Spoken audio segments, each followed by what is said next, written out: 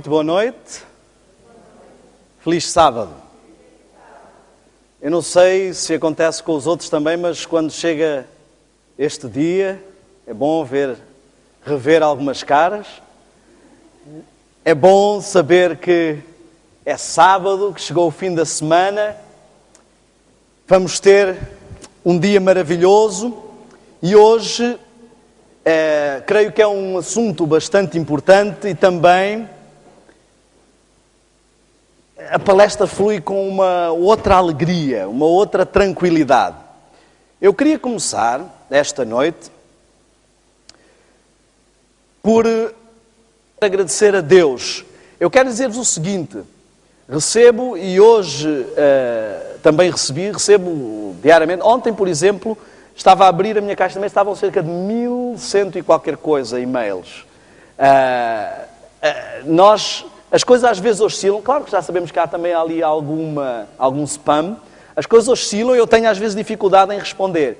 E muitos dos e-mails e das mensagens que recebo no Facebook são pessoas que agradecem pelas minhas palestras. Mas eu quero dizer-vos sinceramente, hoje estava a comentar com a Sara e estava no Facebook uma mensagem que dizia, eu estou a citar, não estou a dizer que concordo ou discordo: irmão, as palestras são espetaculares. Só que dizia as suas palestras. E eu disse assim: sinto-me um ladrão de elogios. Eu quero deixar bem claro, isto é sincero e de coração aberto: estas palestras não são minhas. E não é justo que eu receba mérito por estas palestras. Olhem só se não é feio. Eu andava totalmente cego, como se diz, às apalpadelas. Deus teve a misericórdia de trazer até mim informação, e é essa informação que eu estou a partilhar convosco. Que mérito tenho de ouvir dizer obrigado pelas suas palestras, quando elas foram as palestras que me resgataram, digamos assim. Esta informação, eu quero dizer, a forma como vocês têm de agradecer é entregarem-se e submeterem-se a Deus e verem e serem também testemunhos vivos daquilo que Ele pode fazer na vida de cada um. Amigos, hoje vamos falar sobre alimentação. E eu gostaria de fazer uma oração ao começar. Santo Deus, estamos na Tua presença e agradecemos-Te por tudo o que nos tens dado. Senhor, pedimos agora a Tua inspiração, a guia do Teu Santo Espírito para falar e para ouvir. Senhor, eu sei que muitas das vezes, como seres humanos, podemos cometer lapsos, podemos não saber encadear as coisas e sabemos que precisamos de ser liderados pelo Teu Espírito. Eu peço que me uses profundamente para passar a Tua mensagem ao Teu povo, em nome de Jesus. Amém. Amigos, hoje vamos andar a oscilar entre várias coisas. Temos um PowerPoint, eu tenho aqui algumas citações e também temos algumas imagens que vamos partilhar. Então vai ser bastante dinâmico. Vou abrir aqui as minhas citações para as ter à mão e vamos começar. A primeira coisa, nós vamos falar então sobre mais um remédio ou agente natural, como queiram chamar, e desta feita vamos falar sobre a água. Este bem precioso, estamos talvez a desfrutar os últimos momentos da história no cenário em questão. Eu li uma reportagem numa revista muito conhecida no Brasil que dizia drasticamente que em breve as guerras entre as nações não serão por petróleo, mas por água potável. E estou tranquilo, ninguém vai chamá-los de alarmistas porque eles não são adventistas. Então, às vezes, quando a gente diz essas coisas, pensa, lá vêm estes alarmistas. Mas ali é uma revista científica. Mas mesmo nós, talvez não estejamos a dar o devido valor ao uso da água. Por isso é que eu pus, o remédio não é só a água, agente natural. Se estiver só ali, o efeito é reduzido. quando nós o usamos convenientemente, o efeito é aumentado.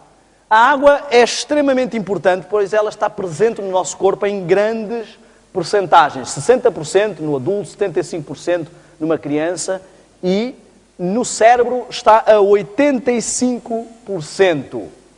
Bem, precisamos de água para várias coisas. Utilizamos água na respiração, parece que não, mas nos dias frios, quando fazemos, vemos que há vapor, não é? Então, isso nos ajuda a entender. Na digestão, na saliva e nas lágrimas, acho que as pessoas não têm tanta dúvida assim de que há água. Para o controlo da temperatura do corpo, para a elasticidade dos músculos e também podemos encontrar a água em muitas outros alimentos para além da água simples. Mas esta água, quando vem só água, ela praticamente não passa por todo um processo digestivo, mas quando traz, ou quando vem água presente nos alimentos, na fruta ou assim, ela tem que passar por um processo digestivo. Então, ingerir de uma forma ou de outra não é exatamente a mesma coisa. É preferível não prescindir da ingestão de água simples e pura. Nós vamos entender porque é que a água se torna tão vital ao nosso organismo e muitas das vezes nós não nos apercebemos da sua importância ou das lacunas. Como é que perdemos água? Sabem que perdemos água pelo suor, isso já sabiam, pelo suor visível. Mas como o nosso corpo tem poros, também há muita evaporação e há o que se chama de suor invisível. E também perdemos muita água assim, sem nos apercebermos. Pela respiração, já falámos aqui, com o vapor de água se nota. Pela urina, acho que também ninguém duvida que perdemos água pela urina. O que às vezes as pessoas não se lembram é que também perdemos água pelas fezes. Então, há várias formas de perder água. Por isso, temos que ter cuidado para não entrarmos no campo da desidratação. As pessoas têm um conceito errado de desidratação. Elas pensam que desidratação é quando alguém está em estado crítico e vai parar ao hospital e tem que levar soro ou assim, não sei qual é o procedimento, talvez outras pessoas saibam. Mas quando a pessoa está num estado escorbútico, vamos dizer assim. Mas um dos principais sinais de desidratação é a sede. Quando sentimos sede, o corpo na realidade já está a dizer atenção, os níveis de água estão baixos. Na realidade nós, tirando em situações pontuais ou com algum esforço ou alguma perda especial de água, não deveríamos sentir sede regularmente ou chegar a sentir sede. Outro dos sinais de desidratação é a urina. Pergunta-se às crianças que cor é o xixi, eles dizem amarelo e nós dizemos muito bem, mas é muito mau. Xixi amarelo ou alaranjado, avermelhado, como em alguns casos já chega, significa que há pouca diluição dos sais e das coisas que se perdem pela urina, há pouca diluição com água. E então é um sinal de desidratação. Outros sinais de desidratação, dores de cabeça, muitas vezes não pensamos, mas a falta de lubrificação da mente e tudo mais, ou da circulação, por haver baixos níveis de água, podemos sentir dor de cabeça. Muitas pessoas que sentem dor de cabeça podem às vezes ter aí o seu motivo. Prisão de ventre, aqueles indivíduos que leem a enciclopédia toda enquanto estão na casa de banho, às vezes não é só um problema comum ou típico. Pode ser que a pessoa não ingira água o suficiente e por isso não há uma lubrificação necessária para essa atividade. Cansaço, como a água lubrifica os músculos, às vezes o cansaço, tanto muscular como mental, pode ser um outro sinal de desidratação. E a pele seca, um sinal talvez já mais notório de que não há água. Imagine que tem que lavar uma pilha de louça. E a meio de estar a lavar a louça falta água. O que é que fazemos? Vemos que a água está a faltar, enchemos um copo e é tudo o que temos de água. O que é que vamos fazer? Bom, se formos um homem, dizemos à esposa, olha, não deu para lavar a louça porque faltou água, não é? Mas se for uma mulher ciosa, uma mulher virtuosa, como diz lá na Bíblia, o que é que essa mulher vai fazer? Vai tentar poupar a água ao máximo para chegar e lavar o máximo que conseguir. Pois é exatamente o que o nosso organismo faz. Ele faz uma triagem para analisar os níveis de água no corpo. Se vê que os níveis de água estão baixos, começa a cortar o excesso ou o desperdício de água nas funções menos vitais. E é por isso que ela depois começa a faltar na diluição da urina, nas fezes ou em outras funções menos vitais. Ela é guardada para as funções mais vitais. Tal como num carro é necessário lubrificar para manter a temperatura, para não queimar as juntas do motor, eu já queimei e sei que não é um cenário bonito, e também no nosso corpo precisamos de água. Agora, muitas pessoas dizem assim, bom, a água está em muitas coisas, então nós podemos ver de várias formas, mas quanto é que precisamos de água bebida, digamos assim?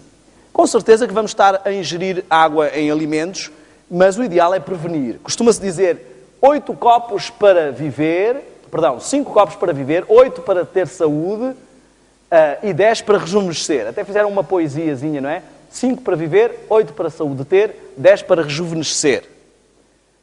Não estamos a falar daqueles copinhos pequenininhos tipo Santa Ceia. Estamos a falar de copos médios, não é? Porque eu sei que isto no princípio pode ser duro. Parece que a coisa mais difícil é beber água sem ter sede. Eu me lembro quando comecei a exercitar a ingestão de água, que aquilo dava assim um arrepio, que a gente parece que não conseguia. Então vamos dar algumas dicas para isso. Canetas e papéis prontos, se quiserem, há muita coisa para tomar nota hoje. Primeira coisa, espalhar água pela casa toda, em recipientes, claro. Ponha uma garrafa na sala, uma garrafa no quarto, uma garrafa na cozinha, uma garrafa na casa de banho, uma garrafa na despensa. Garrafinhas bonitas, com aquele tonzinho azulado, que deem vontade de beber. Segunda coisa, em vez de usar o telemóvel só para SMS, pode pôr despertadores para lembrar a horas certas de beber água. O segredo de começar a beber água é fazer disso um hábito. Depois o corpo pede água, mesmo sem chegar a ter sede extrema. E depois criar tipo uma rotina. Pode começar por beber um copo logo de manhã, depois outro copo entre as refeições, depois entre o pequeno almoço e o almoço, depois outro copo entre o almoço e o jantar, ou assim, e um copo também antes de ir deitar, ou um pouco antes, não é? Vão notar que no princípio vão criar uma certa familiaridade com a casa de banho. Vão começar a tratar a casa de banho por tu, não é? Porque o corpo não está habituado e o organismo pensa assim, bom, é melhor não confiar nisto, porque isto nunca houve muita água, agora... Não é o que diz o ditado, quando a esmola é muita, até o pobre desconfia. O corpo começa a pensar, será que isto é mesmo para mudar? Mas depois ele vai entrar no ritmo. E o bom será ir aumentando, depois 2 copos. Darei a mais ou menos entre 2 a 3 litros. Também não é bom beber água em excesso. Diz-se que uma pessoa de 1,70 m deve beber cerca de 2 litros, mais ou menos 2,5 litros. Depende da atividade que a pessoa tem. O corpo também consegue gerir, desde que não se beba muito mais, porque depois isso faz também haver perda de sais minerais, não é? Então, a água deve ser o mais pura possível, temos de ter cuidado, não é? Nós já apanhámos alguns problemas, às vezes em viagens missionárias, com águas um tanto ou quanto duvidosas, não é? É preciso ter um pouco de cuidado. E ela é algo que, se nós estivermos habituados a outros sabores, poderemos não sentir o verdadeiro prazer. Muitas pessoas se gabam de, quando tenho sede, que água. Aqui no bucho alguns só entram cerveja, outros só entram refrigerantes, outros só entram sumos. Eu quero dizer-vos uma coisa. Quanto mais nos habituamos ao sabor doce ou até um pouco mais exagerado dos sumos e refrigerantes, menos prazer temos na água. Principalmente se fizermos isso fora das refeições, não é? A beber muitos sumos a qualquer hora, o paladar não vai ter prazer em beber água simples. Qual é o problema de beber outras coisas em vez de água? Bom, quando comemos uma comida muito salgada ou muito doce, isso dá sede ou mata a sede? dá sede. Ora bem, se o meu problema é sede, perigo de desidratação, o corpo me avisou que está com sede, eu vou lá e bebo um líquido que a base principal da sua componência é açúcar, eu vou aumentar o meu problema de sede. Mas a tendência que há é quando as pessoas vão beber, quando têm sede, naqueles dias de verão, por exemplo, dá-me uma sede daquela, agora se me apetece é um refrigerante gelado. O que é que acontece com esta ingestão? Primeiro, é doce, vai estimular mais a sede. Segundo, é gelada, vai fazer baixar a temperatura do corpo, o que vai dar a sensação de que estamos ainda com mais calor, porque vai parecer que a temperatura ambiente ainda está mais alta. Os tuaregs no deserto, e eu creio que eles percebem um pouco de calor, eles, quando está calor, eles bebem chá quente. Chá quente? Quem é que aguenta um chá quente? Na hora em que ingerimos essa bebida, custa um pouco mais, até se habituar, não é? Mas o que ele faz é que a temperatura do corpo suba e assim parece que a temperatura ambiente está mais baixa. Experimentem isto. No verão, em vez de tomarem um duche frio, que é o que apetece, tomem um duche morno e vão ver, ou até um pouco quente, e vão ver que saem e têm menos calor. E no inverno, o inverso. O duche frio faz ter menos sensação de frio, não é? Além do mais, muitos refrigerantes, eles estimulam, algumas bebidas, eles estimulam a perda de líquidos. Olhem só, já temos 3 problemas. Aumentou a sede com 2 situações e ainda me faz perder mais líquidos, quando o meu problema já era perda de líquidos. Provocam acidez no estômago, por exemplo, as colas e muitos refrigerantes, elas queimam os cílios das paredes intestinais que absorvem os nutrientes. Eu conheço pessoas que consumiram colas durante toda uma vida e o caso chega a ser tão crítico que o médico tem que proibir, a determinado ponto da vida dessa pessoa, proibir a ingestão de colas, senão ela não vai mais conseguir absorver nutrientes, porque perde, tem vários problemas de acidez no estômago, há problemas também com a questão do ácido fosfórico e vai causar a descalcificação, o que leva à osteoporose, sem falar nas calorias em excesso. Eu queria dizer-vos que um refrigerante diet já tem bem mais açúcar e calorias. Eles medem muitas calorias, mas já tem bem mais açúcar do que precisavam para o dia inteiro. Agora imagine um não diet. Isto até nos Estados Unidos fazem uma brincadeira. Die at. Ou seja, morre ali, não é?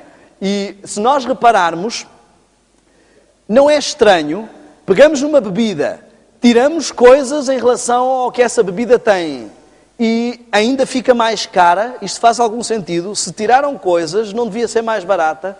Mas eu digo-vos, a quem estas bebidas matam realmente a sede e a quem essas bebidas realmente engordam. São a quem as vende. Os homens do bar é que vão gostar muito de servir estas coisas, porque quando a gente bebe um refrigerante gelado e doce, no momento... mas daí a pouco aquilo reage no corpo e temos mais sede. E pensamos assim, olha, estou mesmo a precisar de outro daqueles. E assim vai, e outro, e outro, e outro. E estamos ali e ele está a gostar muito de nos matar a sede, enquanto também enche os cofres e o caixa, não é? Então a água não tem calorias, não é irritante, obtém-se mais facilmente e é barata. Pelo menos mais barata do que os outros refrigerantes ou bebidas. Mas... existem também outras questões polémicas quanto à ingestão de algumas coisas. Algumas pessoas, e eu sei que pode parecer assim, mas porquê é que vem agora falar de vinho para adventistas? Isto talvez não seja tão descabido como muitos possam pensar. Há muitos lugares onde as pessoas acham, e estou a falar de pessoas muitas vezes da igreja, que acham que não há problema, porque às vezes vox populi se diz por aí, que não há problema de ingerir um copinho de vinho à refeição, isso não faz mal nenhum, porque até diz lá Salomão que o vinho alegra o coração e o vinho faz bem ao coração. O que é que acham? O vinho faz bem ao coração, sim ou não? Não? O que é que acham? Quem acha que sim? O vinho faz bem? Não, estou a falar de vinho. Vinho. Faz bem ou não faz? Faz bem. Faz bem, sim, senhor. O vinho faz bem ao coração. Eis a quantidade de vinho que precisamos beber para ter algum efeito no coração. Agora, vejamos a quantidade de álcool que já ingerimos para ter algum efeito. Agora, porquê é que o vinho faz bem ao coração? Por causa dos fitoquímicos. E onde é que ele foi buscar fitoquímicos? Fito significa o quê? Plantas do reino vegetal. Então, o motivo por que o vinho faz bem ao coração é a uva. Também o sumo de uva faz bem ao coração e não faz tão mal aos nossos sentidos e ao nosso equilíbrio. Então, na realidade, isto é apenas mais um argumento que as pessoas usam para fazer o que elas gostam. Se nós formos ver, não há nenhuma coisa neste mundo que não faça bem a alguma coisa. O que eu mais me canso de ver é: descobriu-se que o café faz bem a isto, descobriu-se que não sei o que faz bem aquilo. Até a cocaína faz bem a alguma coisa, meus amigos. Então, exatamente. Se nós formos ver, há sempre uma boa propriedade que vamos encontrar nas coisas que fazem mal. Nós temos que ver não é se faz algum bem, é quanto mal faz considerando o bem que faz, não é? Portanto, na realidade, temos que quebrar alguns desses tabus. Mas eu queria falar de outros fatores da água, muito importantes. Nós temos considerado a água apenas como algo para a ingestão ou para os banhos. Mas nós vemos que na Bíblia há várias histórias de cura alcançada através da água. Reparem só, temos o caso de Naamã. E Naamã, ele desdenhou da água. Ele olhou e disse assim: aqui, nesta água. É verdade, Deus nos deu a água não apenas para a ingestão. Como sabemos, a água também serve para tomar banho. Aqueles que não sabiam, deixo já este aviso. No Brasil há muita fama de que os europeus não gostam de tomar banho. Eu já disse que isso é mentira. Pelo menos uma vez por mês tomamos. E é um mito que tem que se quebrar, não é? Mas não adianta nada também tomar banho e não lavar a roupa. Devemos, com certeza, aproveitar e lavar e pô-la a secar para matar os germes. Portanto, a higiene, eu acho que ninguém aqui duvida, é um fator muito importante para ter saúde. Ela abre os poros, o banho abre os poros e ajuda a respiração cutânea e nos deixa muito melhor em termos de boa disposição. Há muitas pessoas que estão mal-humoradas porque não tomam banho e nós temos que exercitar este remédio. Mas o que muitas pessoas não se apercebem é que a água tem mais propriedades. Todos aprendemos na escola o seguinte: a água existe em estado sólido, líquido e gasoso. Mas o que nunca nos ensinam na escola é quão bem ela faz quando está em estado sólido, em estado líquido ou em estado gasoso. Por exemplo, em estado sólido, ela está a baixa temperatura, ela contrai os vasos sanguíneos. Ela ajuda a parar ou estancar feridas. Em estado líquido ou estado gasoso, por exemplo, quando entra em estado gasoso, começa a água a ficar quente, ela dilata os vasos sanguíneos, ela ajuda na circulação. Então, temos uma série de coisas que podemos utilizar. Por exemplo, um agente natural simples é um contraste, ou em banho de contrastes, ou mesmo um quente-frio, chamado um quente-frio. Tirando as pessoas que possam ter algum problema de tensão sério, mas o colocar os pés na água quente ou as mãos na água quente e depois na água fria e vice-versa, pode ajudar a estimular a circulação. Também pode ajudar a combater problemas de hematomas, problemas de várias coisas. Eu não vou entrar em aspectos muito técnicos. Ou mesmo um banho frio, quente, pode ajudar a dinamizar a circulação. Eu quero dar aqui um testemunho. Eu sofro de enxaquecas hereditárias. Quando eu trabalhava na casa publicadora, ao terminar o amiguinho, era toda aquela ênfase por causa do final de uma revista, o corpo relaxava e era quase certo que eu tinha pelo menos uma enxaqueca. Eu chegava a ter 2 enxaquecas às vezes na mesma semana. E as minhas enxaquecas não são assim aquelas dorzinhas de cabeça, que, dá-me a cabeça, não estou muito bem e tal. Quando vem a enxaqueca é daquelas, como se costuma dizer, de caixão à cova, não é? Então, começa-me o pé ficar dormente, a dormência vai subindo, todo este lado fica dormente, a boca dormente, a visão fica cortada, começa a ver como um brilho, fica tudo cortado, não consigo processar bem as vozes, os sons, começa uma dor de cabeça intensíssima, ânsia de vómitos, enjoo, e só há um remédio, cama. E ficava arrumado até o dia seguinte. Então, se me desse uma enxaqueca às 8 da manhã, só voltava a trabalhar no dia seguinte, ainda com alguma dor de cabeça. Na altura, receitaram-me uns comprimidinhos assim, da grossura de um dedo, e mais ou menos deste tamanho, que ainda por cima tinham contraindicações porque faziam mal ao coração. E eu que já era uma pessoa que sofria muito do coração, muito apaixonado, então é complicado estar a tomar um medicamento que faça mal ao coração.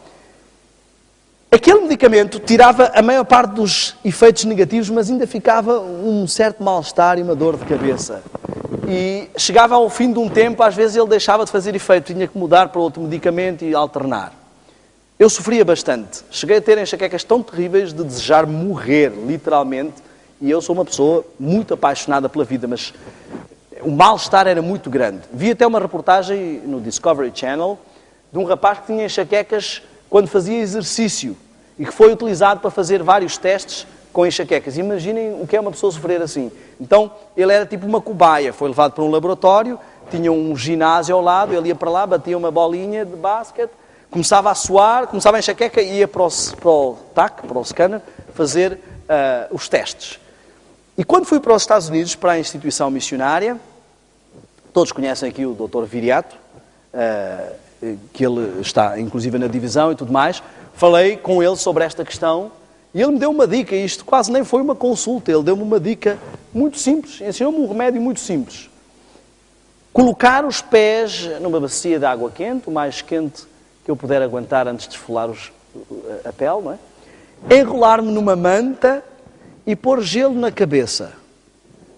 Deito-me e descanso um pouco, e chega a dar uns 15 minutos, 20 minutos, meia hora, e está passado. Sempre com um fator muito importante. Normalmente a minha esposa é que me socorre, porque quando dá o primeiro sintoma, ou começa pela dormência, ou começa pelo brilho intenso. Eu sei que deve haver pessoas aqui que sofrem desse tipo de enxaqueca, e a minha esposa já vem, já me ajuda ali, porque chega um ponto que eu não consigo quase ver. Ponho o setting todo, faço uma oração, porque uma coisa muito importante que nós vimos ontem é que o toque divino através do humano é um fator fundamental. E eu durmo ali um pouco e acordo novo. É como se não tivesse tido nenhuma enxaqueca. Mas um fator fantástico é que diminuiu não só a intensidade das crises, já fui recentemente apanhado por crises em lugares onde não tinha como fazer o remédio, e elas já não são nem, nem 1/10 da intensidade que elas tinham, como diminuiu a frequência entre elas. Eu chegava a ter 2 e 3 enxaquecas por semana e hoje chego a ficar tipo 1 ano sem ter enxaqueca. E se eu não fizer nenhuma avaria, às vezes uma noite mal dormida, uma palestra mais longa, alguma coisa assim, se eu não fizer avarias, não vem enxaqueca. Há alguns fatores para aqueles que sofrem de enxaquecas. É claro que é verdade que há pessoas que podem sofrer de enxaquecas por problemas de coluna ou outros problemas crónicos que não vão ser solucionados só com a água. Uma coisa também importante que me esqueci de dizer. Ingiro logo que dão os primeiros sintomas também muita água. Normalmente 1 litro de água logo ali.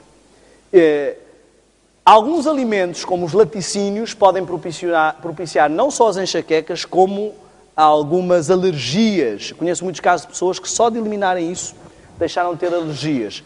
Então, este é um remédio simples. Eu sou feliz, ele não faz nenhum mal ao coração, pelo contrário, até faz muito bem, porque sinto ali muito tratadinho pela minha esposa. E hoje consigo ter uma vida minimamente normal em relação a essa questão das enxaquecas. Então, a água tem realmente muitas propriedades, por questões de hematomas, vários tipos de feridas e tudo mais, a lubrificação da pele também.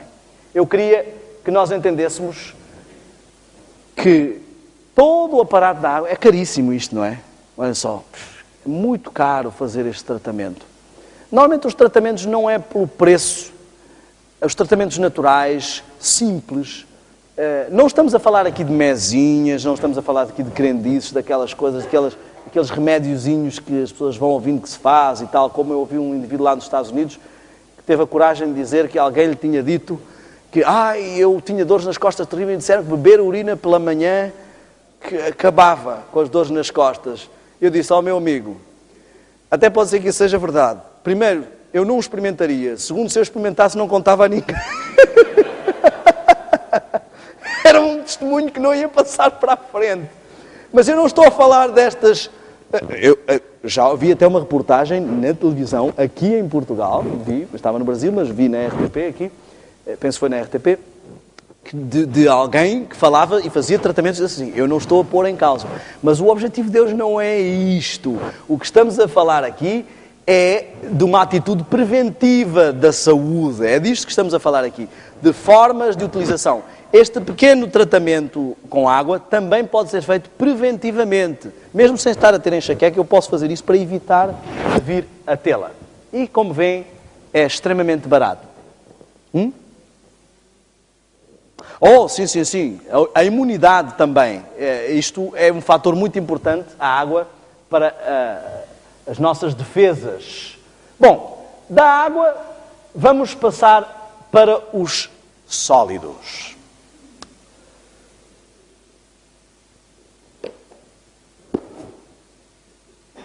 Muitas das vezes, quando começa uma palestra sobre alimentação, algumas pessoas já ficam preocupadas se vem este indivíduo falar se pode ou não se pode comer carne, se deve ou não se deve. Lá vem este pegar no meu churrasco. Eu não estou aqui para pegar no churrasco de ninguém. Quero dizer-vos que durante muito tempo fui McDonald's lacto-vegetariano e achava que eu era vegetariano normalmente, mas que também não era um extremista, desses que não come carne nunca. Então, de vez em quando, ia lá ao McDonald's e comia 2 Big Macs. Ou 3. O que eu nunca fui capaz de fazer, não sei se vocês são capazes, isto é, eu nunca fui capaz, é de orar pela comida. Ao chegar ao hambúrguer, eu olhava para aquilo, Senhor, abençoa isto, pim, e comia o mais depressa possível para a consciência não pesar. O fast food é um fenómeno interessante, mas nós estamos aqui a falar no contexto da guerra dos sentidos. E eu queria que vocês entendessem e escutassem esta palestra neste contexto. Nós vamos analisar algo muito interessante. Podes-me dar a minha Bíblia, por favor? Apesar de eu ter aqui os textos, eu gostaria de incentivá-los. Já temos ali um texto do Espírito de Profecia. Um estômago abarrotado quer dizer um cérebro pesado. Então, um dos problemas de muitos vegetarianos é que eles não comem nada de carnes, nem dessas coisas, mas do que comem, meu amigo. E isso não quer dizer que seja saudável, não é? Por exemplo, eu quando frequentava restaurantes vegetarianos, uma das coisas que me chocava é pessoas que eram vegetarianas e ao mesmo tempo fumavam e bebiam. Então, às vezes, nós temos pequenos contrassensos. Mas se nós repararmos, eu queria que entendêssemos quão sério é este aspecto. A Bíblia começa com um problema de entrada do pecado. E como entrou o pecado no mundo? Pelas mulheres? Pelo apetite. Se nós formos a Gênesis 3, vamos ver a queda do homem, estão envolvidos praticamente todos os sentidos, mas a ênfase principal está no apetite. Nós vemos que Eva viu a fruta, ela devia exalar um aroma fantástico, tocou na fruta e provou a fruta. O ponto de queda do homem estava no apetite. Depois é que começou, depois de ela ter sido tentada quanto ao apetite, é que o diabo começou a falar com ela, para convencê-la a comer a fruta. Mas ela foi tentada por todos os sentidos, com forte proeminência no apetite. O segundo problema que vemos ali, Nós vamos voltar a falar sobre esta questão amanhã, quando virmos o antídoto de Deus para o pecado. O segundo problema é a presunção. O diabo começou a dizer-lhe coisas e ela achou-se que estava em capacidade de dialogar com o diabo e de pôr em questão aquilo que Deus disse. E o terceiro problema é a adoração. Esta é a sequência do pecado. Ela achou que tinha capacidade ou poder para estar ao nível de Deus, desejou estar ao nível de Deus e entrou num problema de idolatria. Se nós avançarmos um pouco mais para a frente, se formos ao livro de Daniel, nós vamos encontrar também, nos primeiros capítulos de Daniel, o mesmo padrão de tentação. Logo em Daniel 1, Daniel e os seus amigos são tentados com o quê? Com o quê? Os manjares do rei. Apetite. Em Daniel 2, o rei tem um sonho e vai ser interpretado esse sonho por Daniel. Os seus amigos são achados 10 vezes mais sábios que todos os outros. Isso podia levar Daniel à presunção. Ele e os seus amigos resistiram à primeira tentação, o apetite, mas agora vem a tentação da presunção. Daniel, não há ninguém tão sábio como vocês, não há ninguém que consiga adivinhar sonhos como tu. Tu és fantástico. E Daniel diz, eu não vou cair nessa tentação da presunção. Não sou eu que sou fantástico, há um Deus no céu. E no capítulo 3 vemos uma estátua de ouro e vem a terceira tentação, a adoração. O caminho para a queda do homem começa, na maior parte dos casos, pela boca. Pela boca morre o peixe e pela boca o homem cai em pecado. Vejam que é um caminho direto até à adoração. Primeiro, nós sentimos-nos tentados, depois somos presunçosos a ponto de questionar ou racionalizar a nossa tentação e depois caímos num problema de adoração. Se avançarmos um pouco mais para a frente e formos ao livro de Mateus, nós vamos ver em Mateus 4, quando o inimigo vem tentar a Cristo, qual é o padrão que ele segue? Primeira tentação, qual é? Apetite. Segunda tentação, presunção. Olha, tu és o Filho de Deus, podes atirar-te daqui do pináculo do templo que não te acontece nada. Os anjos estão à tua disposição. Terceira tentação, adoração. Olha, para que é que vais morrer aí na cruz? Basta uma ajoelhadinha aqui, só para reconhecer que eu tenho talento, que eu também sou uma pessoa de valor, e não precisas de passar por isso tudo. Estão a ver a sequência? Diz o Espírito por si que aqueles que resistirem à tentação do apetite estarão com maior força para resistir às outras tentações do que aqueles que caírem na tentação do apetite, que estarão mais expostos às outras tentações. Vemos então este padrão de várias formas. Eu tenho alguns textos aqui, eu quase que sinto pena de ler às vezes, porque as pessoas pensam que eu sou inimigo delas, mas há alguns textos que foram escritos para o nosso bem. E eu queria que nós entendêssemos alguns fatores. Há sempre a tendência de dizer não, ela não descreveu isso para o tempo dela.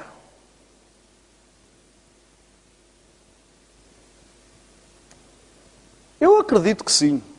Muitas das coisas ela não descreveu para o tempo dela. Se ela escrevesse para o nosso tempo, teria que escrever 3 vezes pior, porque a situação está 3 vezes mais caótica. Então peguem no que ela escreveu para o tempo dela e multipliquem por 3 e apliquem. Eu queria que entendêssemos algo muito sério. Sem profecia, o povo se corrompe. Perece, diz a King James. Então temos um problema. Se o último profeta que Deus nos deixou foi 10 dos idos do século passado, e desde aí nos deixou sem nenhum outro profeta, das duas uma. Ou é culpa dele que estamos corrompidos, ou é culpa nossa que não percebemos que o último que ele deixou ainda é o que está em vigor. E eu queria dizer-vos o seguinte: Deus sempre teve este sonho de ter um povo que exala e respira saúde. E só isso seria um testemunho extremamente forte. Como dizia Agostinho, prega a palavra insistentemente e, se for preciso, fala. não sou apologista, é verdade que há pessoas extremistas que ficam a bater nos outros, querem que toda a gente seja vegetariano. Eu também quero que toda a gente seja vegetariano, mas não fica a bater em ninguém. Sabem porquê? Existe uma diferença entre as pessoas que são vegetarianas e felizes e as pessoas que são vegetarianas e infelizes. Algumas pessoas vivem tão tristes. Eu agora, Deus não me deixa mais comer estas coisas. Queria comer aquilo e não posso. Queria comer aquilo outro e não posso. E depois começam a olhar à volta. Bem, mas aquele ali não é vegetariano. Não, senhor, então sou eu é que sofro. Se eu sou vegetariano, tem toda a gente que ser. Quem não for vegetariano não pode ter cargos. Porque olha aqui, eu a sofrer a ter que ser vegetariano. Há muitas pessoas que não são felizes por ser vegetarianas. Eu queria mostrar-vos algumas fotografias. Primeiro queria mostrar-vos uma pequena estatística. Vamos mostrar um quadro que nos mostra acerca da importância de uma alimentação livre da carne. E porquê é que os adventistas são considerados um dos povos com maior longevidade à face da Terra? Olhem aqui. Antes da carne entrar no mundo, nós vemos a longevidade. Isto não são os tamanhos deles, isto é como se fosse um gráfico, eles são pessoas, não é? Estão a ver? Até onde foi o vegetarianismo, não foi introduzida a carne, a média é tudo lá pelos 900. Estão a ver? Este aqui é o coitadinho, só viveu 895, coitado. Morreu jovem. Olhem só. Já repararam? Leiam lá. Quando Deus deu a permissão, Ele diz isso e logo a seguir dá a permissão de comer carne. E olhem logo a seguir o que acontece. 100. Viveu um pouco mais de 100, mas foi 600 anos. E começa a baixar. 438 em Arfaxade. E ali vai. 433, 239, 205. Abraão, 175. E nos dias hoje, 70 anos. Olha o ridículo do tempo que nós vivemos em relação às pessoas. Deus é um Deus misericordioso. Ele quis as pessoas do início do mundo. Deus é um Deus misericordioso. Ele desejou encurtar o tempo que nós vamos passar neste tubo de ensaio. Mas Ele sempre avisou o seu povo. No início Ele disse assim, olha, eu estou a dar autorização para comerem carne. Atenção que já comiam carne antes de Deus dar autorização. Ele agora só estava a dar autorização. E as pessoas começaram a comer. Mas Ele avisou o seu povo, olha, mesmo abrindo esta exceção, não consumam esta, esta e esta e esta. E deu uma distinção. E as pessoas já querem ir mais além. Bom, agora que já é para comer carne, qual é esta e esta? Eu vou comer é tudo. O homem acha que tudo o que se mexe, ele inventa uma forma de cozinhar ou de ingerir, não é? Há lugares onde vemos que as pessoas comem coisas, eu já vi reportagens, por exemplo, países asiáticos, não é? Que comem, é melhor não dizer, senão algumas pessoas depois podem passar mal aqui. Mas o que eu quero que entendamos é que, para muitas pessoas a regra é, mexe-se, serve para comer. E nós temos que entender que Deus vai dando sempre ao seu povo dicas. Mas Ele nos mostra que há uma degradação, mas que a natureza também vai entrar em decadência e que chega a alturas em que nem mesmo algumas coisas podem ser ingeridas. E é isto que nós vamos ver. Mas antes eu queria mostrar-vos o quanto sofre um vegetariano.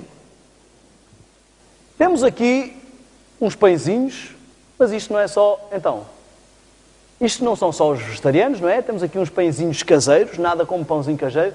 Agora, estão preparados para ver o sofrimento dos vegetarianos, coitados? Olhem aqui. Bom, aqui ainda é um prato normal, pode avançar. Pizza vegetariana. Sem queijo.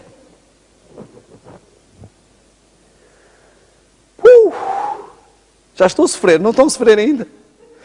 O vegetariano sofre, principalmente quando só vê as fotografias e não pode comer. Eu vou-vos mostrar o exemplo do sofrimento terrível. Aqui uma pizza mais seca, mais dry, mais fina. Vários ângulos de sofrimento. Opa! Espera aí, temos aí um videozinho. Toca, por favor, esse videozinho. É um testemunho do sofrimento de um vegetariano. Que eu queria que vocês... Mommy. Say yes, mommy. Yeah, Mom. It's good. Coitadinho do vegetariano, vejam. Ele agora vai começar a passar mal. Look. Jojo, pizza? Pizza, Jojo. Ele vai, com certeza, quando puserem esta pizza sem queijo na boca, ele vai dizer assim, ai, que coisa horrível, não tem queijo. Olha, está a passar mal, está a inchar. Estão a ver? Está a inchar. Olha, vê-se, os olhos estão a revirar, eu acho. Estão a revirar assim. Good? Good, mommy. Are you happy? Deve estar a pedir ajuda. Olha Look só. at Jojo's Ai, coisa food. horrível. Não, pizza sem queijo. Os vegetarianos, coitadinhos, como sofrem. Pizza. Ai, Nova já chega, Pizza já Hut. chega. Não vamos sofrer mais. Vamos Pizza para o Hut. doce. Sem queijo. Vamos mostrar alguns doces. Senhoras e senhores, coitados dos vegetarianos, porque Ellen White disse que não se devia mostrar leite com ovos e com açúcar, que era um grande crime. Aqui está.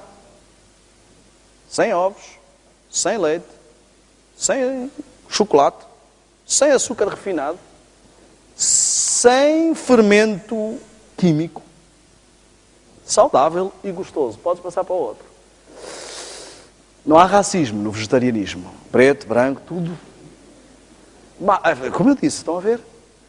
Com pintas, sem pintas. Meus amigos. Pode avançar com frutas, sem frutas. Afinal, quer dizer, pensei que os vegetarianos eram todos uns infelizes, que não tinham nada para comer, coitados. Os principais petiscos. Olha só para isto.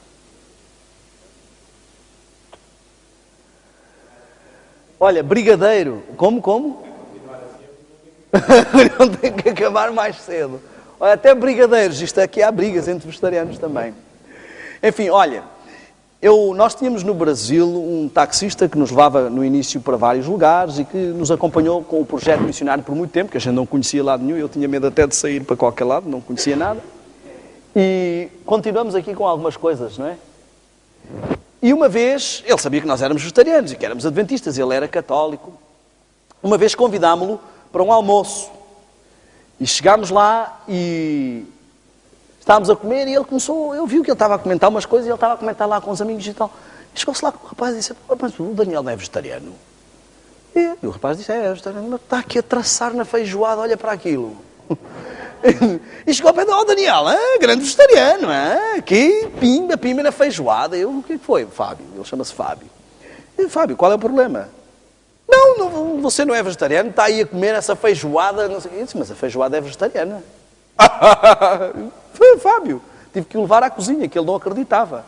Eu nunca tive nenhum adventista que desse tanto testemunho como aquele indivíduo. Cada vez que apanhávamos alguém e que essa pessoa, vamos almoçar, eu sou vegetariano. Mas não é como vocês pensam. Ele é meu amigo, ele é vegetariano, mas vocês não imaginam as coisas que este homem come. Ele não, ficou impressionadíssimo. Tivemos que testemunhar que aquilo era salsicha vegetariana, que era uma série de coisas. Nos Estados Unidos há uma série de coisas para vegetarianos que nunca abandonam o prazer das panelas de carne do Egito. Há até no Natal um peru vegetariano, que tem formato de peru, sabor de peru, cheiro de peru, mas não é peru, é vegetal. Há bacon vegetariano, eu comi em casa do Décio, ele mostrou um bacon vegetariano. Eu nunca comi porco, mas aquilo sabe mesmo a porco. Aquele cheiro do porco, dizem que é igualzinho. Só que temos de ter cuidado porque o objetivo é uma alimentação saudável. Se nós não desabituarmos o nosso paladar de determinadas coisas, nunca vamos libertar-nos delas. A minha irmã, por exemplo, abandonou determinadas coisas e ao fim do tempo Deus lhe deu a graça que ela sente nojo de comer determinadas coisas. Os meus filhos, eles estão aqui, não me deixam mentir sozinho. Os meus filhos, quando estamos em casa do meu sogro e ele começa a fazer lá umas sardinhadas ou umas churrascadas, eles literalmente tapam o nariz porque sentem-se enjoados. Aquilo que a gente diz assim, cheira a sardinha. Cheira a sardinha. É literalmente isto. Tudo é uma questão de hábito. Já pararam para pensar assim? Porquê é que na Índia comem determinadas coisas e dizem que é uma delícia e a gente prova aquilo e diz, Porquê é que na China comem determinadas coisas e é uma delícia e nós comemos, E quando eles vêm e comem os nossos pratos, dizem, como é que vocês conseguem comer isso? Porque nós crescemos e habituámos as nossas papilas gustativas a determinados sabores. As papilas gustativas renovam-se a cada 30 dias. Significa que se nós formos reeducando as papilas com ciclos de 30 dias, elas vão deixar determinados hábitos e vão se habituar a novos sabores. Bom, eu queria que nós... Podemos voltar ao PowerPoint? Espera aí, temos só mais um testemunhozinho aqui do sofrimento dos vegetarianos. Só mais um videozinho. Vegetariano... Eu bati tanto no chocolate que eu acho que tinha que vos trazer este testemunho. Não é? O rapaz, isto não é chocolate, é alfarroba. Vejam como ele, coitado, não gosta. Porque é uma Está comendo alfarroba? Ai.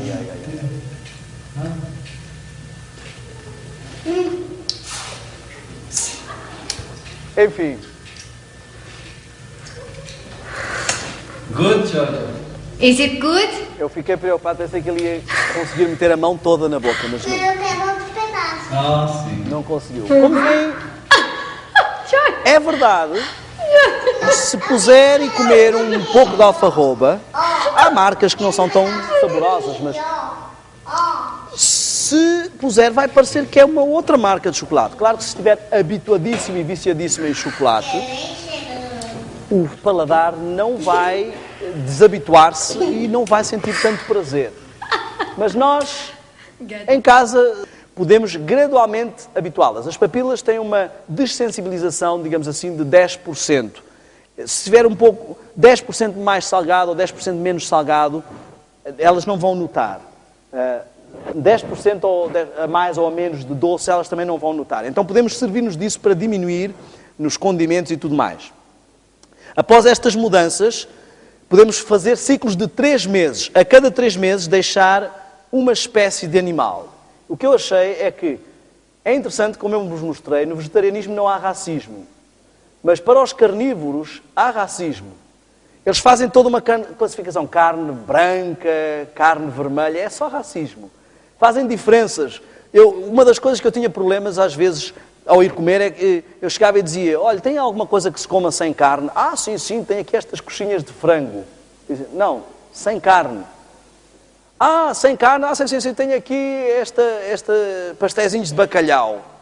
As pessoas elas fazem toda uma classificação. Os meus filhos classificaram daquilo de uma forma muito simples. Fomos à casa da família em Brasília e eles queriam dar-lhes carne e diziam: não, obrigado, nós não comemos bicho morto. Portanto, ficou logo simplesmente classificado, não é? Se gritou ao morrer, já não entra para o nosso prato.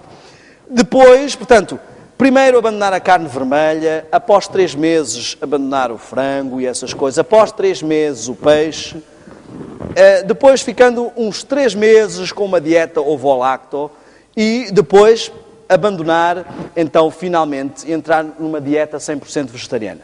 Muitas pessoas falam sobre a questão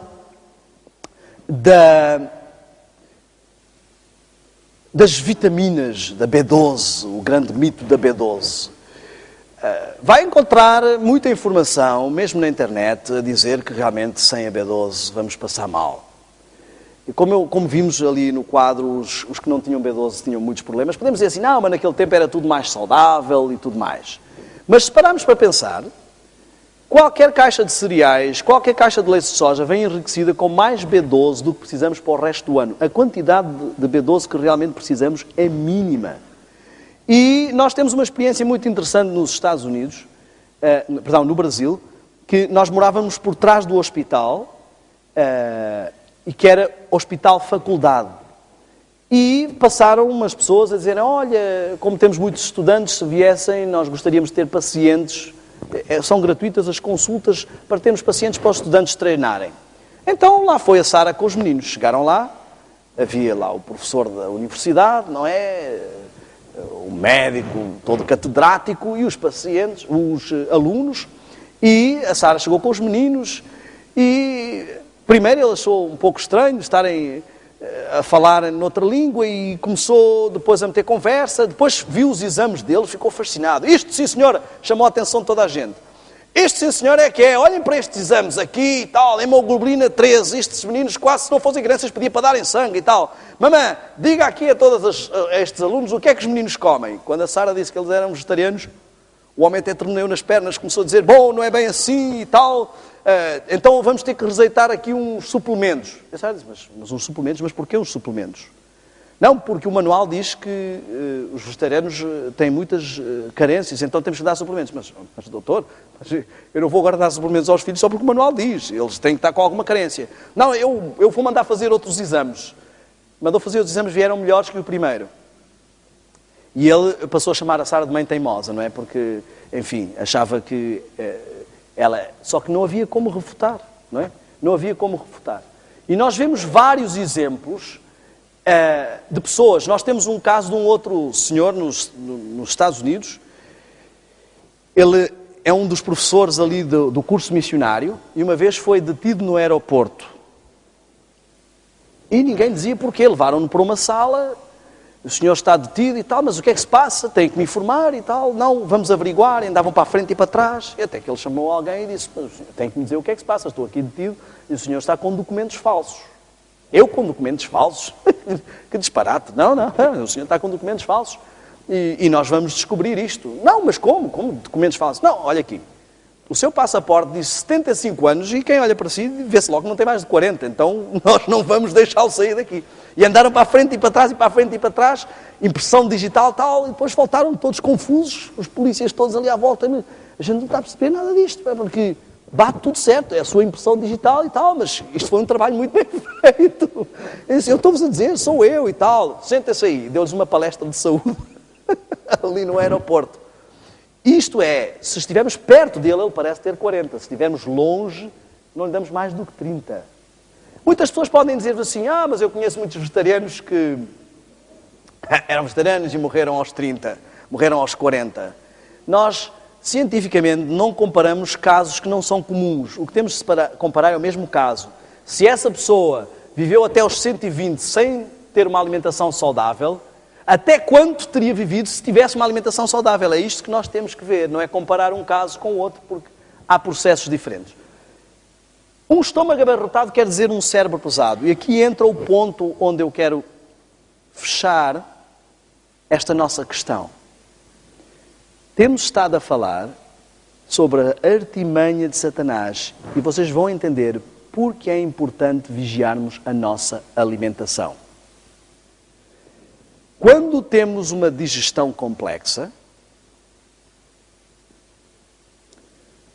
vocês já repararam que às vezes depois do almoço dá aquela moinhazinha e tal, porque o cérebro dispensa circulação para o estômago. Para todo o corpo, exatamente. Todo o corpo dispensa para o estômago, exatamente. Mas, como falta uma afluência normal de sangue no cérebro, dá aquela dormência. Quanto mais complexa a digestão, mais tempo o cérebro está abaixo do seu melhor potencial. Se vocês repararam, Daniel e os seus amigos foram achados o quê? 10 vezes mais sábios. Porque a sua mente estava 10 vezes mais liberta para raciocinar. Muitas pessoas não se apercebem, não é só abandonar a carne, comidas muito condimentadas, muitos doces, o açúcar em excesso pode causar um processo idêntico ao do álcool, há uma fermentação. Todas estas coisas podem aumentar grandemente o nosso processo digestivo. E isto afeta a nossa vida espiritual. Agora, o interessante é que, normalmente, aquilo que aumenta o processo digestivo também hiperestimula as nossas papilas gustativas, ou seja, hiperestimula o tálamo e o hipotálamo. Estão a ver como voltamos a ter o mesmo problema? Hiperestimula o processo hormonal. Olha só, tudo o que nos diminui a força física enfraquece a mente e a torna menos capaz de discernir entre o bem e o mal. Ficamos menos aptos para escolher o bem e temos menos força de vontade para fazer aquilo que sabemos ser justo. Há mais de 100 anos que Deus já disse isto ao seu povo. Nós temos que entender que o Senhor quer que nós desfrutemos de uma vida plena. Reparem, às vezes entramos na subjetividade. Coisas que Ellen White escreveu para o tempo dela. Por exemplo, eu tenho aqui alguns textos que ela escreveu para o tempo dela. Em geral, usa-se demasiado açúcar no alimento, são a causa ativa de má digestão. Deve-se evitar o uso abundante de leite e açúcar juntos. Isto deve ser o leite do tempo dela.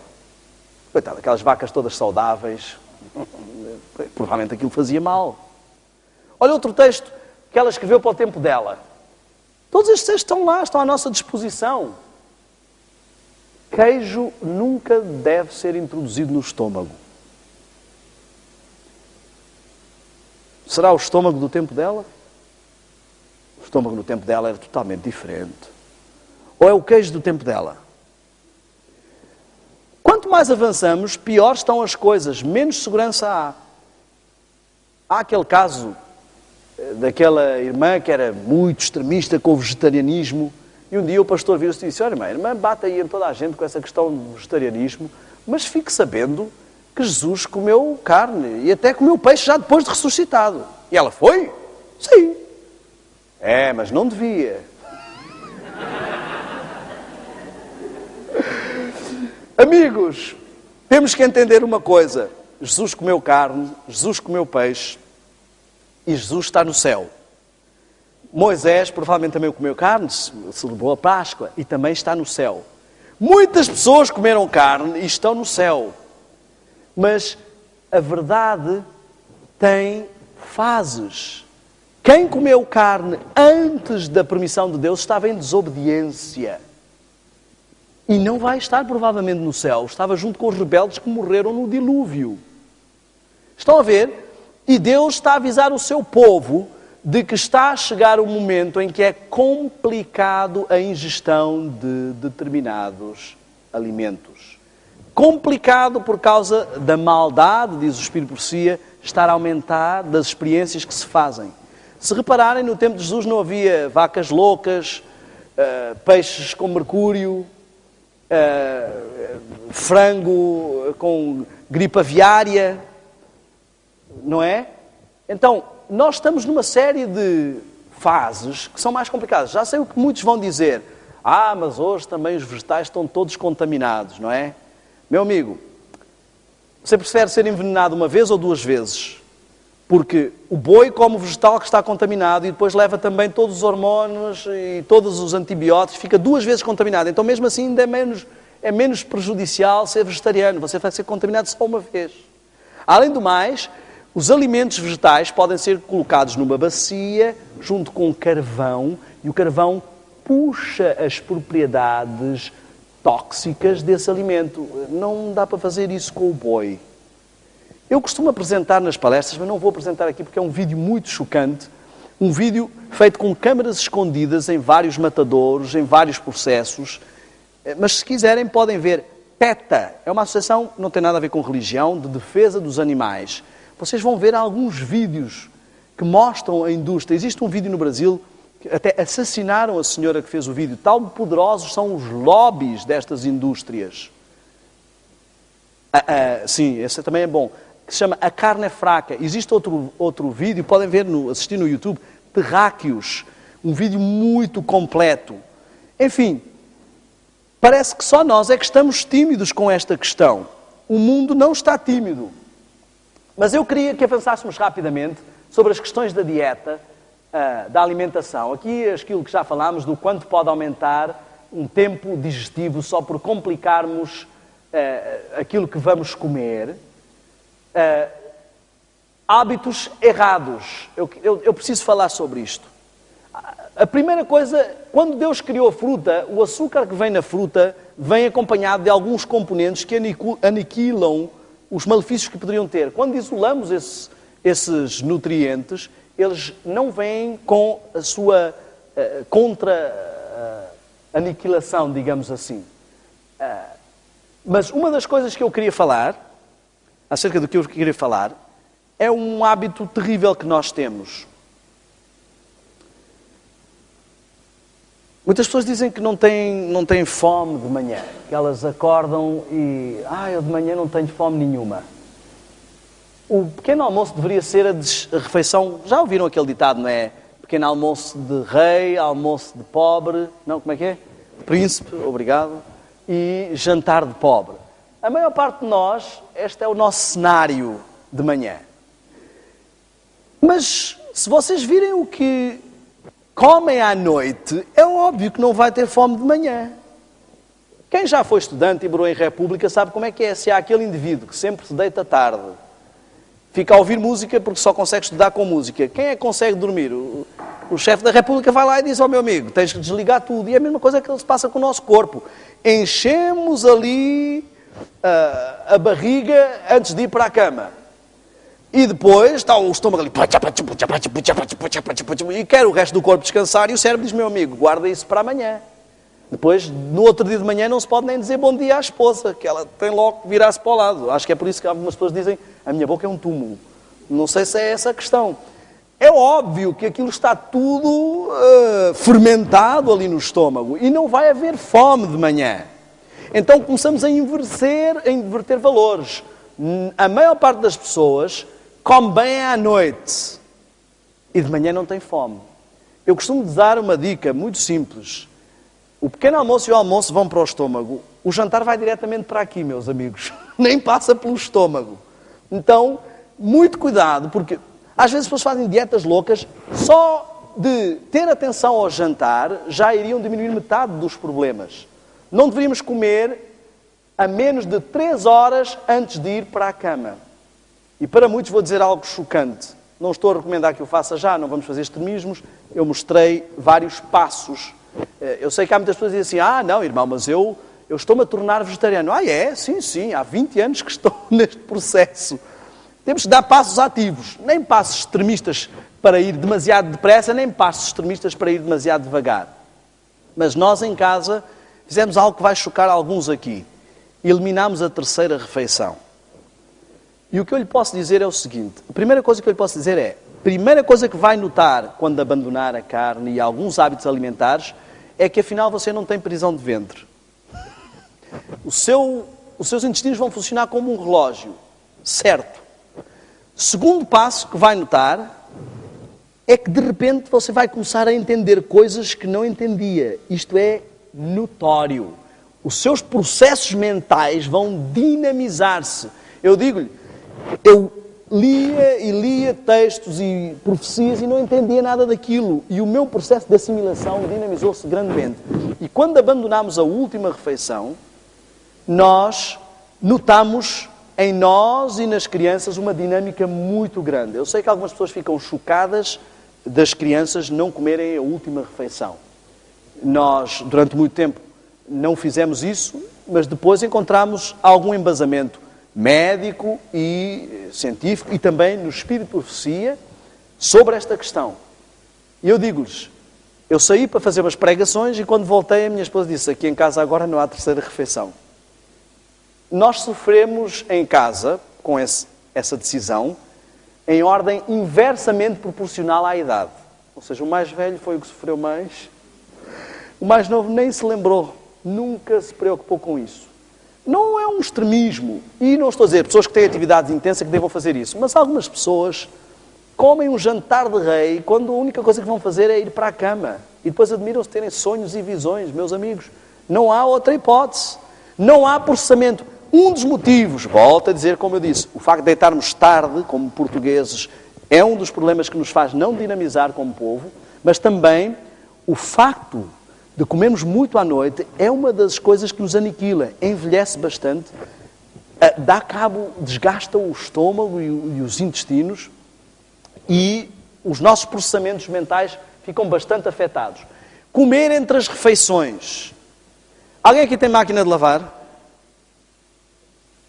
Pelo menos 2 pessoas têm. Esta igreja pouco abastada. Reparem só. A máquina de lavar tem vários programas. Tem um programa curto, não é? Se eu vou lavar só umas meias, ponho no programa curto. Ponho lá as meias, ponho no programa curto e ela faz o quê? Já está, porque eram só umas meias. É isso que ela faz? Ou faz todo o programa curto? Faz todo o programa curto. Não é? Não vai pensar assim, são só umas meias. Mesmo que sejam só umas meias, faz pelo menos um programa mais simples. O seu estômago funciona mais ou menos da mesma forma. Coloca uma bolachinha na boca.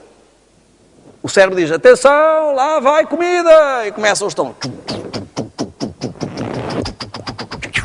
Ácido. Vamos aí, que vem a digestão. E cai aquela bolachinha assim.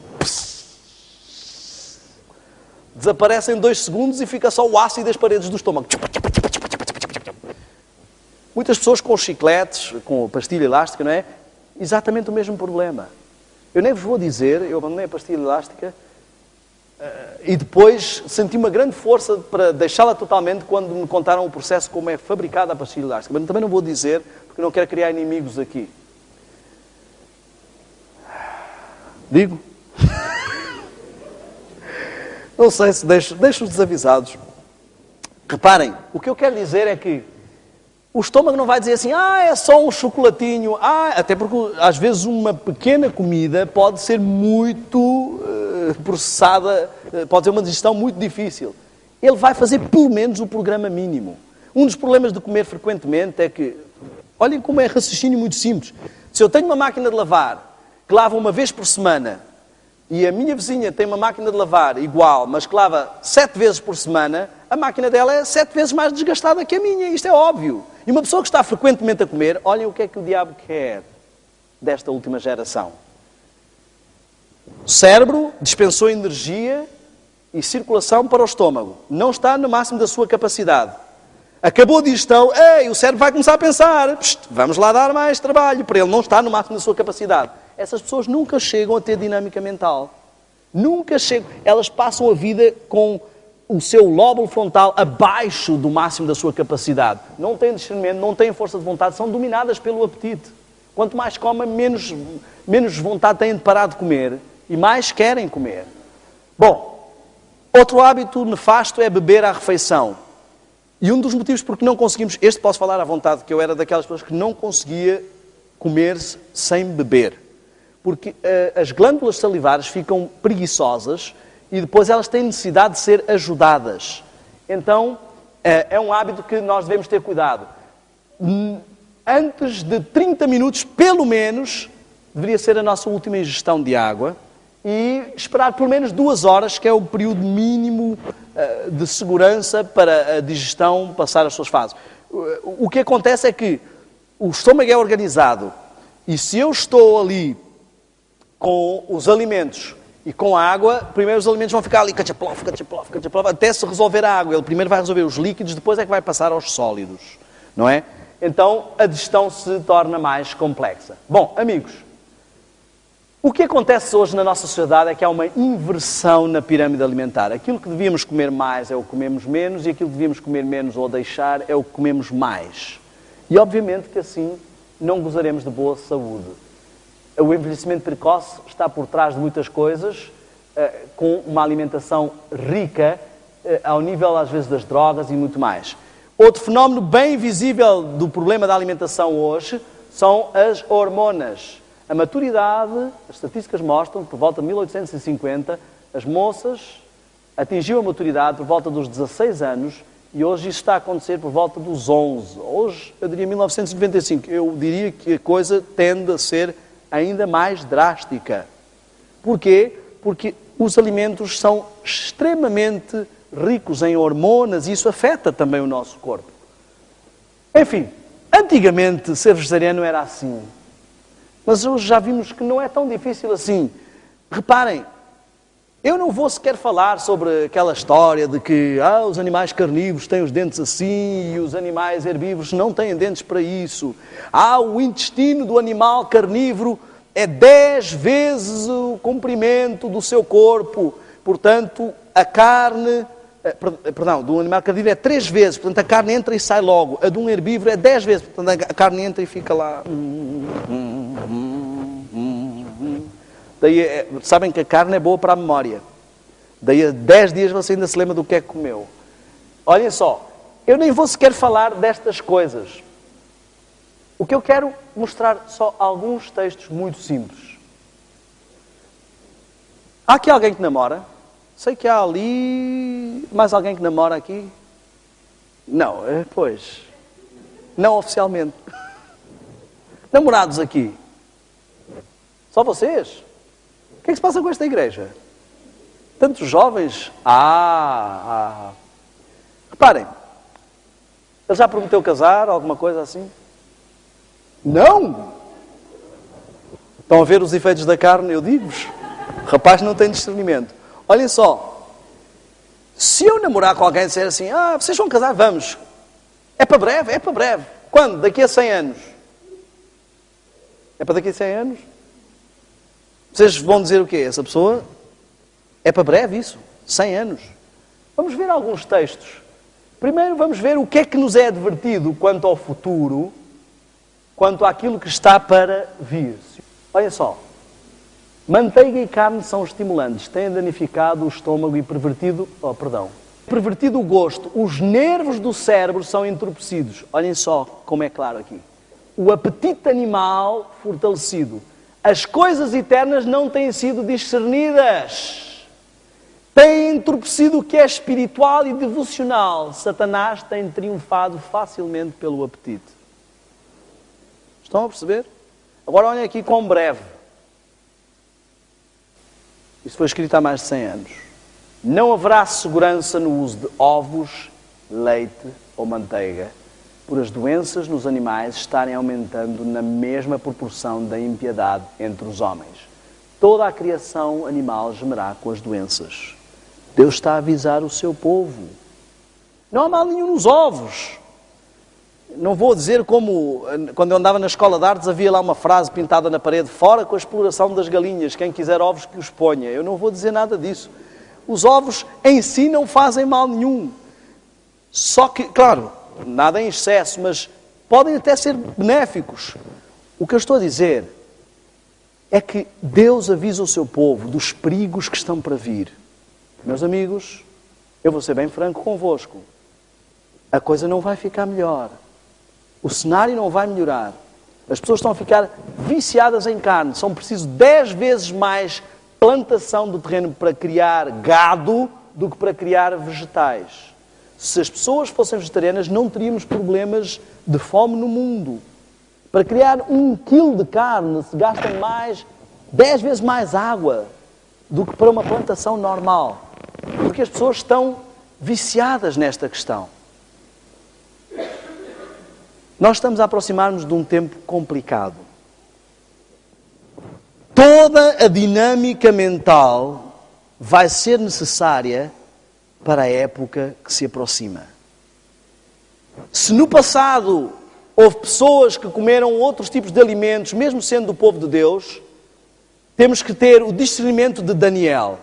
Chegou a Babilônia e viu, o caso agora é crítico. Temos que estar super atentos. E nós temos que compreender que estamos num momento crítico. Temos que contar com toda a nossa dinâmica mental. Não podemos dar-nos ao luxo. O tempo que vamos enfrentar, amanhã nós vamos falar sobre o quadro profético e vamos entender isso. O tempo que vamos enfrentar exige dos cristãos, exige dos adventistas, mais do que qualquer outra época. Diz lá a Bíblia, um tempo de angústia o qual nunca houve. A dinâmica que é preciso nesta geração, ao mesmo tempo, a geração está mais conspurcada, a sociedade está mais conspurcada do que em qualquer outra época, mas de nós é exigido mais do que em qualquer outra situação. Estamos num momento terrível. Os jovens, o jovem que orou, foi na quarta-feira, não foi? Ele falou exatamente sobre isso. Nós estamos expostos a coisas que os nossos pais nem nunca sonharam. A pornografia está a um clique de distância. Pode pôr qualquer palavra que quiser no Google e vai encontrar sempre 1 ou 2 fotografias que não seriam o melhor. Nós estamos bombardeados por todo lado. Precisamos de toda a dinâmica. Deus precisa de Daniel e de José hoje. Testemunhos vivos. E este é o apelo que eu quero deixar. Conhecereis a verdade e a verdade vos libertará. O apelo do povo, para o povo de Deus, da parte de Deus, é que abandonemos mais e mais estas coisas. Os animais estão doentes e, participando da sua carne, plantamos as sementes de enfermidade em nossos tecidos. Sujeitamos-nos às mudanças num ambiente doentio.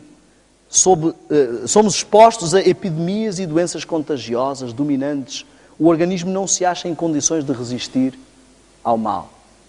Amigos, eu faço um apelo esta noite. É um apelo racional.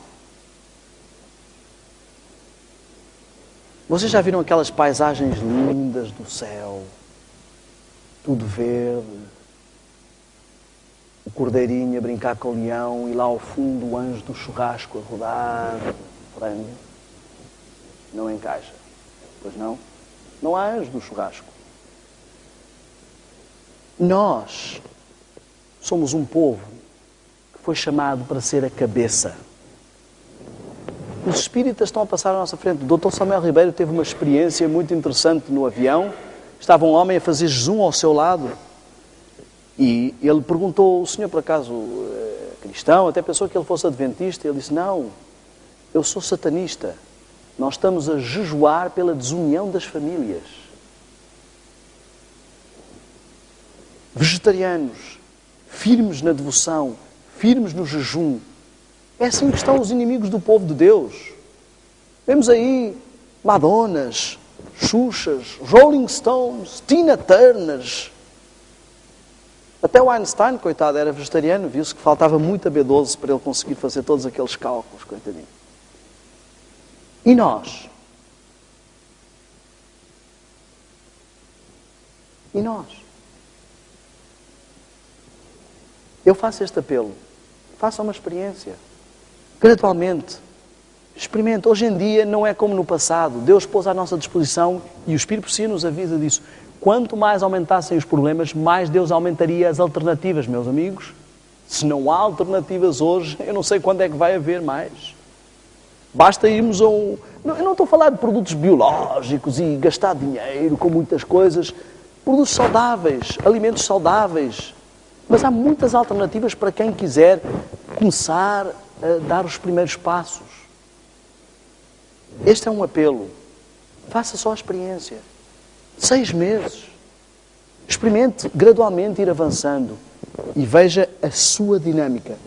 Note especialmente o seguinte: a sua dinâmica espiritual. E agora lhe pergunto: se nós temos à nossa mão, ao nosso alcance, algo que pode dinamizar a nossa vida espiritual e não utilizamos, como é que Deus vai encarar isso? Eu penso que o prémio que Deus tem reservado para nós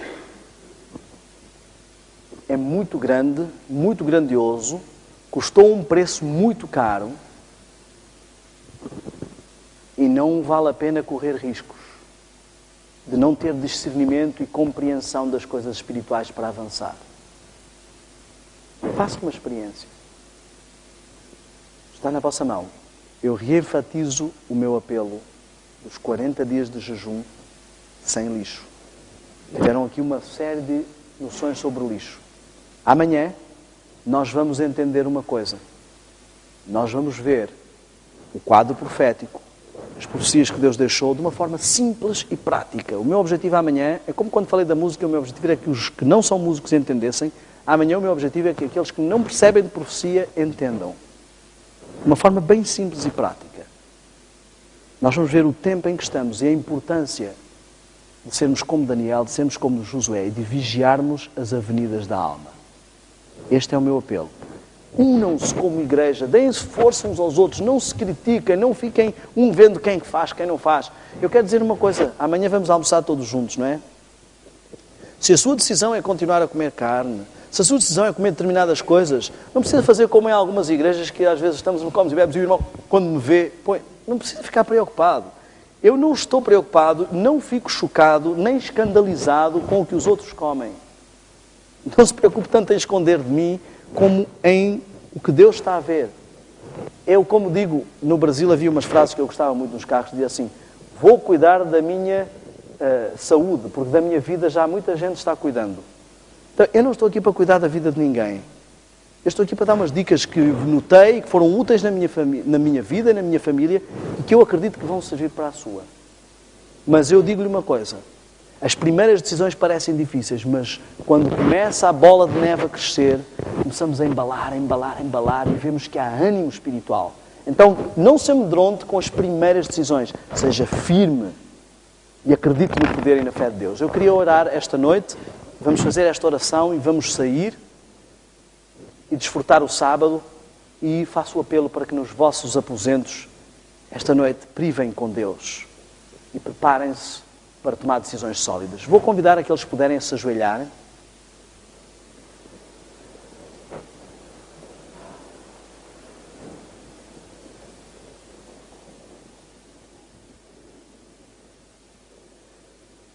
Pai Santo que habitas nos céus, tenho esta noite um pedido muito especial. Venha à tua presença, Senhor, no nome de Jesus, para te agradecer, porque tu és um Deus de amor e misericordioso que não deixas o teu povo às cegas. Tu nos tens dado luz, Senhor, e nos tens mostrado como podemos ser a cabeça e não a cauda. Eu quero fazer um pedido ousado, Senhor, nesta noite, nesta igreja, neste templo que foi edificado para a tua adoração. Eu quero pedir que aqui o teu Santo Espírito tenha a possibilidade de operar pela decisão livre escolha de cada um destes membros. Que ele possa operar uma revolução tal nesta igreja, que esta igreja se una, Senhor. Estamos com um apelo mundial, com uma missão, um alvo global de reavivamento e reforma, Senhor. Pode ser esta uma oportunidade que Deus nos está a dar. É, sem dúvida, um apelo da parte de Deus. Que esta igreja, Senhor, busque a união, busque o reavivamento, busque a reforma. Uns com os outros se entreapoiem e que sejam um exemplo vivo do quanto Deus pode fazer pelo seu povo quando o seu povo permite. Que seja uma luz que brilhe, um testemunho de uma igreja diferente, dinâmica, que cumpre a sua missão, que cumpre a pregação do Evangelho, que cumpre um testemunho, que as pessoas olhem e vejam que o Senhor é Deus, que existe um Deus, que há um Deus poderoso, que guia e conduz o seu povo. Eu peço esta bênção especial por cada um dos que estão aqui. Tu sabes, Senhor, que eu criei amizade e laços com cada um, só de os ver aqui todas as noites. E é com carinho que eu peço isso no nome de Jesus, não porque haja méritos em mim, Senhor. Opera fortemente, que o Teu Santo Espírito não dê descanso a estes corações, a estas consciências. Que o Teu Santo Espírito esteja a instar, que os Teus santos anjos continuem a instar fortemente, que eles se sintam animados, que sintam fé e vontade de tomar decisões e que possam começar a ver a operação do Teu poder, pouco e pouco aumentar até serem plenos reflexos do nosso Mestre, de Jesus. Esta bênção especial eu peço por esta igreja, Senhor, por esta igreja de Aveiro, pelas pessoas que vieram aqui, que possa ser o início ou a continuidade de um processo fortíssimo que termine com o derramamento do Teu Espírito neste templo. Em nome de Jesus eu te peço estas bênçãos. Amém.